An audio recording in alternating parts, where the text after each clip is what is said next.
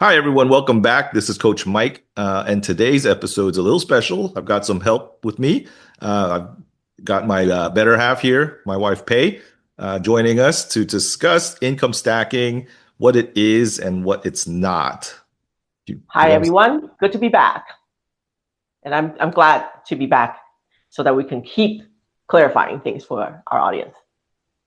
Yeah, I So mean, let's go. yeah, absolutely. Income stacking, we're going to unpack it today. It's one of the most misunderstood phrases. It's getting more and more popular in personal finance. So, what do people think it is, would you say, Pei? Typically, with the people that I talk to, or when they first encounter, even myself, even ChatGPT, they always think of it as side hustles, adding, DoorDash or Uber to your life as a, not in the consumer side, but as a provider of services. So adding more income streams, chasing after different deals, kind of just buying random investments that pay out differently. And people think diversification is good. That's kind of the de facto move when people get into investment. They think, oh, I need to diversify, meaning I need to spread my money out all over the place. And in essence, you're actually taking on more risk. You don't have a system. You're just throwing money and hoping something will stick, right? So in reality, true income stacking is actually about structure, predictability, and control. Those three things. And it actually mirrors very closely to what we do with IBC already. Hmm. So Perfect, perfect. Okay. Um, and now you think, one catchphrase I remember, I think people say, and we kind of agree, right, is that if income stacking feels chaotic, stressful, or dependent on the next deal, then you're probably doing it wrong, or it's not income stacking, right? that should be a red flag. Yeah, that's right. Yeah. Um, all right. So, what else can we say? Well, then let's define what it What it really is. is, Okay, perfect. right? Um, I like to think of income stacking is a very intentional and systemized process of building multiple streams of income that are predictable, cash flowing, right, from day one, and we layer on top of each other those streams of income on top of each other over time. There's a special sequential of that happening without increasing any type of lifestyle risk or complexity. Meaning, it shouldn't put you in a bind. Really, meaning those income streams, they happen right away. So there's no waiting, there's no hope and pray feeling to it. And this process, right? I mean, it can tie right into DIBS, right? Dynamic Income Banking System, with IBC as the capital engine. Building out this short-term amortized income stream. Um, Yeah, so that predictable piece is huge, right? And if you layer this piece of the IBC or DIPS into it, that even becomes like it's the money's there, right? So there's no risk, as low risk as possible. It's something that you can repeat and do it over and over again. So you learn it once and you just do the same thing over and over again. So you don't have to keep learning new things. We are all busy enough. We don't need to keep adding new things unless you want to, right? And then, it's time independent, meaning it doesn't require you to add another job, right? Take time away from. If your end goal of building wealth is to be able to spend more time with your family and loved ones and do the things that you enjoy, is trading that time now worth it? You have to really think about doing that, right? Because in the book Thyroid Zero, we always kind of mention that book. It talks about like there's memory dividends that you want to build at appropriate times.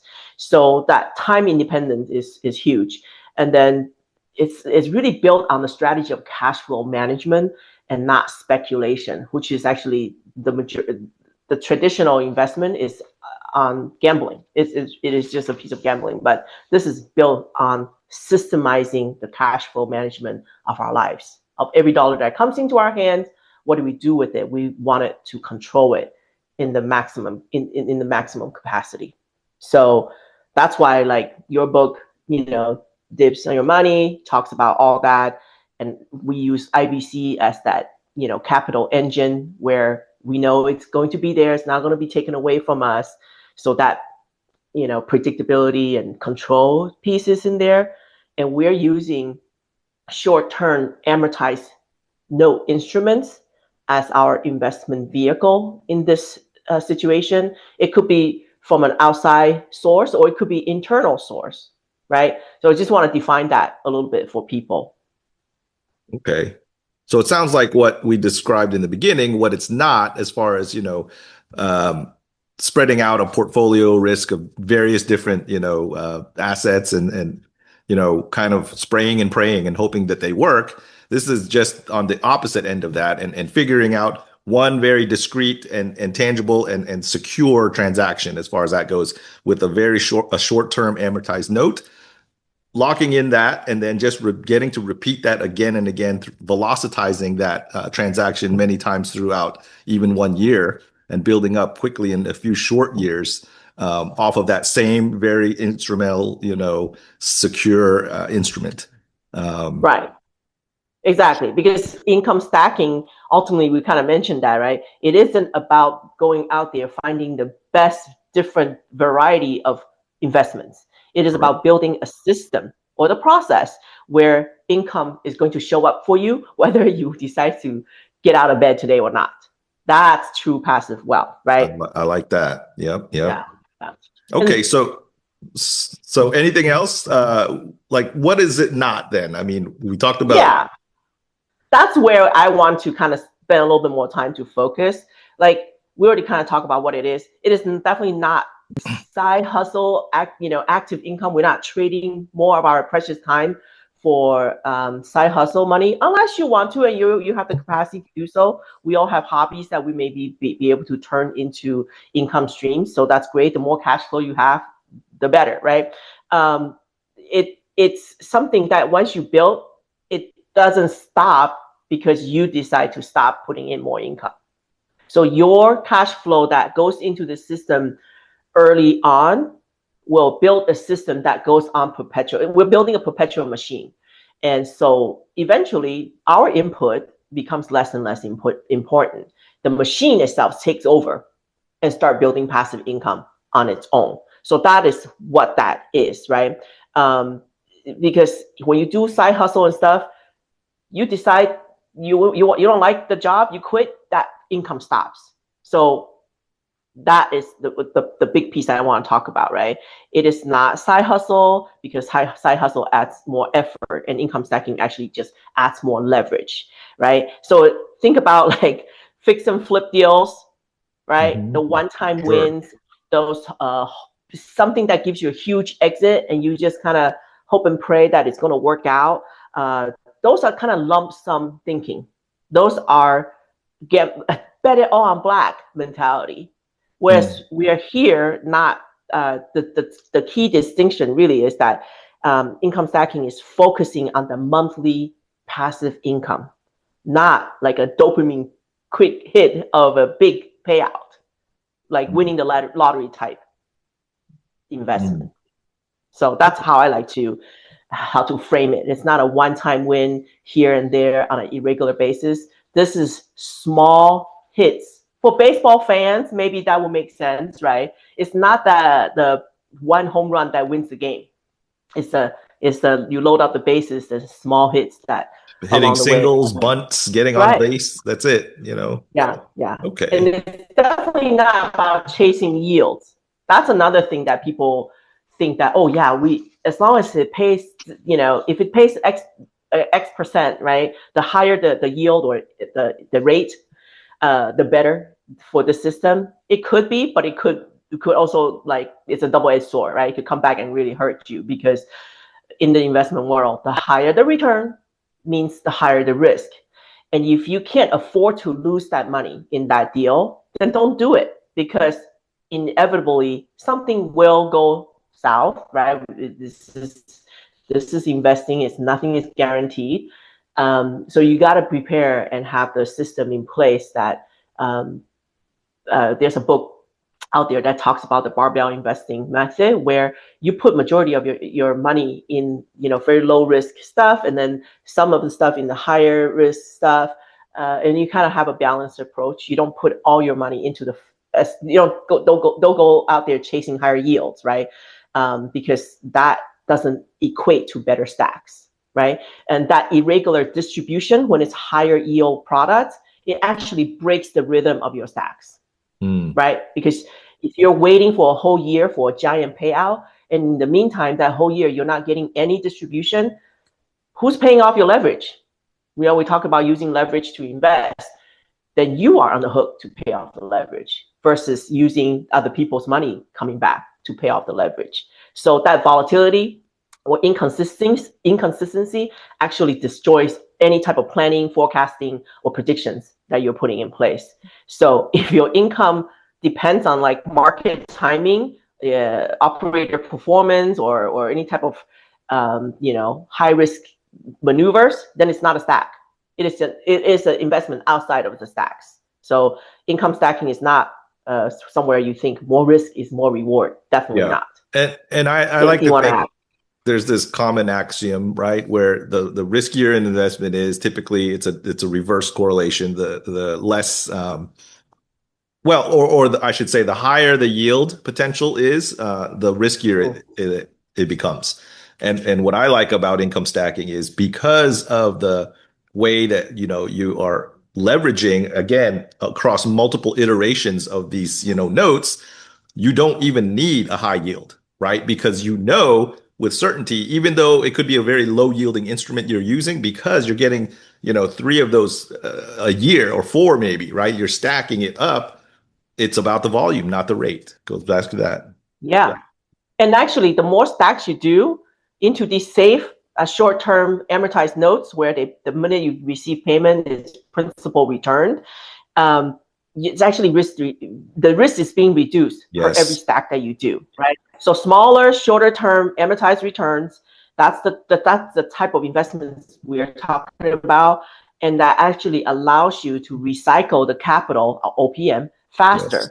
So the goal, like we said, right, it's not to hit a home run right off the bat, right? The goal is to actually stay in this game for long enough for the income to actually outgrow your expenses. Therefore, you are financially free and you are job optional. That's what it truly is about, right? Time freedom is the measurement of wealth. So that's what it really is, Okay, awesome. Well, okay. So, what do you think are some common mistakes where people, struggle with this, or, have had, challenges to this? Yeah. So some of the common mistakes in the couple years that we've been coaching people and seeing there's a pattern to it, right? So common mistake is you're not tracking your cash flow. That's right? The first, I would say. Yeah. That's the first step. You can't even really start this system if you don't know your cash flow. So I always tell people step number 1 is you got to go back and talk to your spouse and determine what is your cash flow. So you want to also, real quick, let's define what cash flow means in this case. So cash flow is just whatever income that you produce, right? We all start the same way. We're all out there trading time for money. So we all have our W-2 job or whatever business we're running, right? And then there's expenses. There's our living expenses, and then there's business expenses if you're a business owner. Whatever cash flow we're talking about, and it could be negative or positive, okay? So we're talking about positive cash flow here, is where after you collect all your income from your W-2, from your investments, from, if you're a trust fund baby, you have some trust income coming in, and then you subtract out all your liabilities, all your expenses going out the door. What do you have? What are you left with, right? I actually did an interview where I talked to the interviewer, and I mentioned the term Henry. And Henry stands for high earner, not retired yet. So don't think that you are a high net worth or high income individual, then you automatically have a lot of cash flow. That is actually not true. Your expenses can actually, be the same as your income, and you have zero cash flow. Or you could be running on credit cards and living above your means, and then you're running at a negative cash flow. So first thing first is really a little bit of Dave Ramsey here to optimize and cut out the fat and create an environment where you are living in a positive cash flow environment, in your household or your business. So reduce your expenses and create a situation where you have an abundance of cash flow monthly. And then, so right, save, then you can start and move to the next phase of, So, okay, what do I do with that cash flow? so in a nutshell, maybe cash flow is the disposable income every month that you can count on a predictable basis, right? Yeah, So definitely you need that, I think, to kickstart, income stacking. Another challenge, I think, and I'll add this one is, of course, not having your own personal banking system, right? yeah, A lot of times you can start certainly by going to the bank and opening a personal line of credit, whatever you qualify for, but you got to go hat in hand, fill out this paperwork, and depending on your credit rating, and your income and other debts, you'll be, offered a rate that they decide, right? And rates, can run anywhere, from 7, 8, 10%. Um, and all that interest is, going to the bank. Obviously, the better option is to have your own bank, IBC, right? Where your cash values are growing each year. Because you'll see when you start stacking, right? Am I wrong? You'll start growing. Once you've done, 4 or 5, stacks, you got to bump up. And the challenge is, well, if your line of credit is stuck at a certain size, that's not going to be great. So that's yeah. another. So two things about using outside line of credit is, of course, it's easy, it's fast to get them if you have decent credit. So credit dependent, and if you have proof of income. So there's a lot of things Yeah. you have to qualify for. First of all, you're at the mercy of your bank, and also they can pull credit at any time, right? They're tightening their credit margin, not because of you, but they can tighten their credit margin and pull credit at any time they need to. And also, there's always a repayment schedule. You're on the hook. The minute you borrow from a banking system that's not your own, you are on the hook for repayment that they structure and they require you to pay. Yeah. With outside lines of credit, a couple of things you need to watch out for, which is obviously you have to qualify, you have to have good credit and maintain good credit. They have the right to pull credit at any time. They can shut down your card. You have no recourse, right? You can't object to it. It is what it is. Then the third piece is that you have to adhere to their repayment schedule if it's Yeah. not your own bank. So you immediately have a minimum payment that you have to make, and they determine the amount, right? So I always say when it comes to lines of credit, it's good to have a personal line of credit. That's definitely good to have. It's even better if you have a property that you can get a HELOC on, right? Especially if it's an all-in-one first position HELOC type situation that you could get access to. And then the most superior line of credit you can get is an IBC policy. Right That's on. what I always say, right? And then another mistake that I see a lot is in the income stacking world is people are reinvesting randomly instead of according to their plan or intentionally, right? So meaning they are not keeping their pace. They're kind of trying all sorts of things and not following the formula.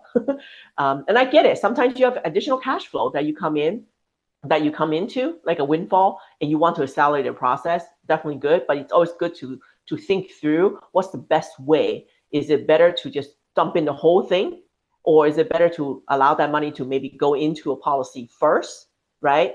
And then like take a stop and doing something else for you before being dripped into the stacking system. So there's definitely methods of thinking through that process.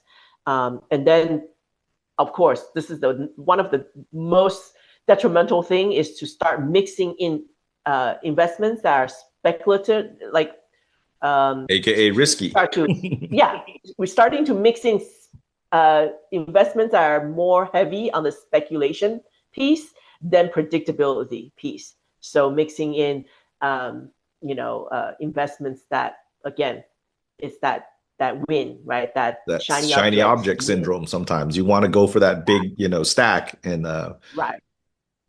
not to say And that. those are typically the ones that fail you at the end, right? Kind of forgetting why we're stacking. We're not trying to stack multiple big wins. We're trying to stack every day everyday cash flow. Yeah. And then just kind of not following that discipline, forgetting about it, not keeping up with the community, and not, and it's hard if you don't have anyone else that's stacking, doing the same thing. Is really easy to slip back to the old way of thinking. Yep. Yep. And again, it's literally when that money comes in, not sending it back to pay down your line of credit or your policy loan, right? I mean, that is literally the second part that's so important to keeping this engine running and growing. Yeah. And you really have to think as you are paying yourself. So you have to pretend that, and it's hard because life comes at you and all the other expenses come up and they demand your attention, right? But what if this was a, tax withholding? Think of it this way: your cash flow or whatever money that's coming in from this passive income investments that you've done. What if it was inside of a government controlled plan, like retirement plan, where you can't tap into it? Then you won't touch it, right? But sometimes because we have control over it and it's easily accessible, we end up kind of shortchanging ourselves first. Yep. So pay yourself first in this process. Because honestly, at the end of the day, most people, they don't have an income problem. We all can trade time for money. We can earn, like, I can go out there and get a job today and I can make additional income. But what happens is people have a cash flow control problem. It's a discipline issue here. So sometimes Dave Ramsey is right. It's about the discipline. Yep. Yep. Okay. Well, anything else we can talk about? Well, I mean, we touched on IBC, why we started IBC because of, and the income stacking is because of the control piece.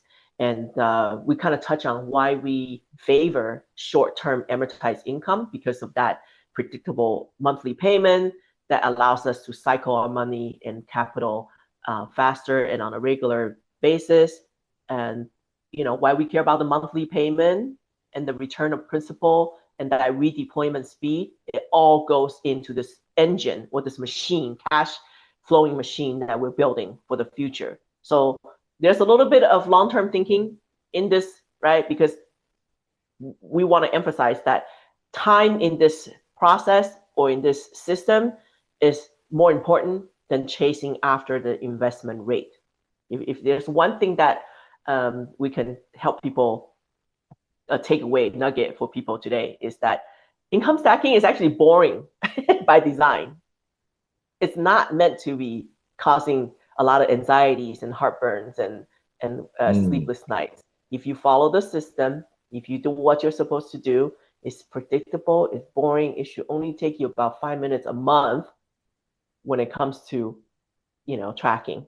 And, you can spend it all you want thinking about it. I do, but I certainly don't spend a lot of time, working on the system. I spend time thinking about it, but I don't spend time doing the system. There's nothing to do, because that's exactly why it works. That's right. If you're doing it right, then you literally have one task or two tasks a month, tracking and moving that money until you pay off the stack, and then you do another one. That's it. Yeah. It's not occasionally opening up a policy, or it's not another job or a part-time job. It's a 1 hour a month job, maybe. Yeah, exactly. Okay.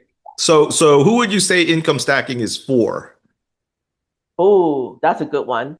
I think this is meant for people who want consistency when it comes to their income, who doesn't really want excitement when it comes to their retirement money. Excitement, aka stress and uncertainties, the way I see it. Right. Anyone with families, anyone who's a business owner, any professional, like if you're a doctor, lawyer, engineer, whatever, and you value the control of your money rather than handing that money over to someone else and hope for that to be there at the end, right? Those are really just anyone, doesn't matter what job you do, it matters. It's the cash flow that you have. So if anyone has ever played the cash flow game by Robert Kiyosaki, the Rich Dad Poor Dad cash flow game, I always win this game. But the tip is, the trick is, it depends on your professional card that you pull, right? If you pull a doctor card, you have a card, your profession, they give you the profession and you're playing in that character. If your cash flow is really low, it's really hard to spin out of the bad cycle, right? It's doable, but you have to be really strategic. But if you're pull like a janitor car, but you have large cash flow, you're like at first you're disappointed, but like no, actually I'm excited when I'm like a janitor because I have the cash flow and I can actually outpace a doctor who has no cash flow. So what this system is not for, I really want to stress this, it is not for the adrenaline junkie and the shiny syndrome object people, right? And it's not for someone who's just kind of like chasing after the latest trend, right? And trying to stack multiple strategies on top of this. These are people who are looking for the overnight results. And it's okay. This is not for you. This is not for you. This is something that if you don't have long-term thinking, I was talking to someone and, after they look at the 20-year projection of this system, they were kind of disappointed that, oh no, like it's not, I didn't become a billionaire, after 20 years of investing my $2,000 cash flow. It's okay. It's not for you if you're looking for, huge wins. And this is about predictable wealth. This is the machine that provides predictable wealth. It is not for big wins. You can do your big wins later on, right? Once you have your system set up, you can do all those things. But in the early days, no, absolutely not. It's supposed to be boring. Mm. All right. So to wrap this up and tie a bow, call to action, I would say, if any of this resonated with you, what we talked about, maybe go back and have a listen again. We did cover a lot of ground and talk about a lot of different things. This is ultimately also not just a series of steps, but just as important, or maybe more, it's a mindset shift, right? Of understanding the way that, we control our capital so that it comes back to us with some friends, right? That profit, but on a much more regular, secure fashion that we just rinse and repeat and start building up to. And this is what we talk about when, we discuss DIBS. Remember, DIBS is dynamic income banking, where the dynamism is in these stacks as they, we build them out and build them up, okay, to layer on top of each other. And then you're using your own policy as the bank to do so in the safest, most predictable fashion. And, I think you said it before, like income stacking isn't sexy. It's sustainable and secure. I like that. Um, Definitely. Anything We else? are not here trying to promote, get rich quick schemes. We don't do income stacking just so that we can get rich fast. We come from teachers' world.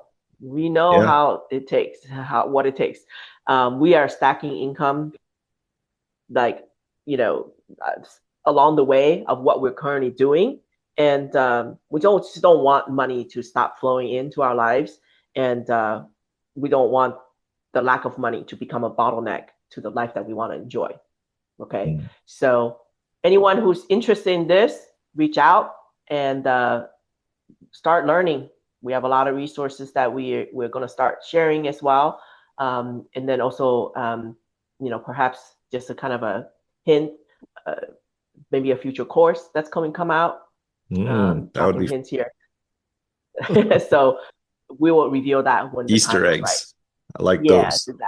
exactly. Awesome. So Well, thanks so much, Pei, for joining us keep today. calm and keep stacking. That's what I Keep say. calm and and keep stacking or get stacking. Absolutely. That's right. That's right. All right. With that, thanks for tuning in, everyone, and I'll see you next time. Bye. Thank you so much. Bye.